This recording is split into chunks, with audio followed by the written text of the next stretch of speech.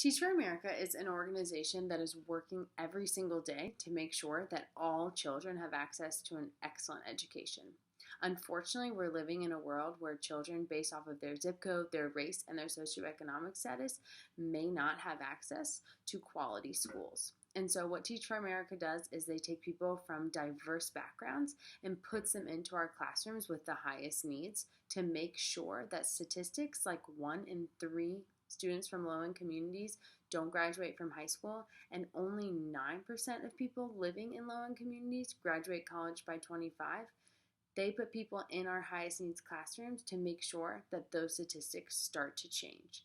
Because what can't continue to happen is we can't have children not have access to the same things and the same choices based off of where they live or what they look like.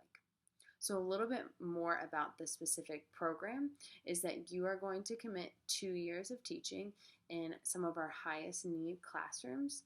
And there you will be working with children every day. You will be in the fight. You will be making sure that they are getting everything that they need to really reach those goals and the standards that in order to be successful moving forward.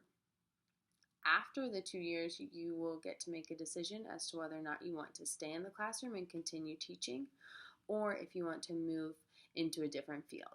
One thing that Teach for America definitely recognizes is that we are a part of a broader movement, and it cannot stop at the classroom walls. So if you do choose to leave the classroom to fight for our kids and our communities as an advocate for social justice and educational equality, both of those things are an option at the end of the 2 years.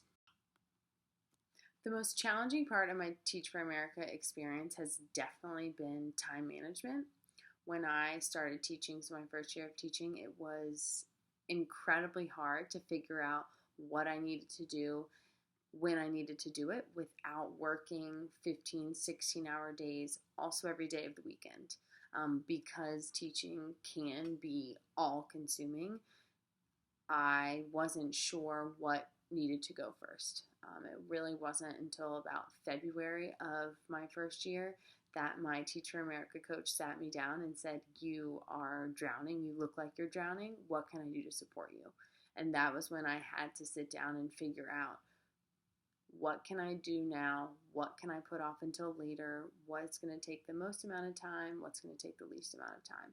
And it was a huge learning experience. Over the course of the next 2 years, I perfected how to get my work done within the time that I was given without sacrificing my own personal health and time with my family and friends.